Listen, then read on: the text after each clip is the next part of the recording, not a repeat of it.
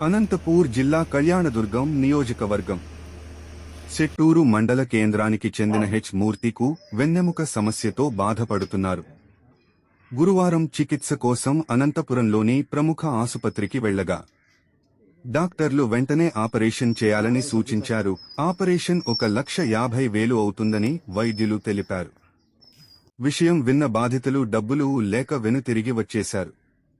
Operation చేయకపోతే paralysis వచ్చే ప్రమాదం ఉందని వైద్యులు సూచించడంతో దిక్కుతోచని స్థితిలో ఇన్ఫినిటీ చారిటబుల్ ట్రస్ట్ సభ్యులను స్నేహితుల ద్వారా సంప్రదించగా trust chairman Badde Nayak trust తరపున 30,000 చెక్ అందజేశారు. ఈ కార్యక్రమంలో trust vice chairman Suresh, trust కోశాధికారి అబ్దుల్ వాహబ్, సభ్యులు లోకేష్ పాల్గొన్నారు.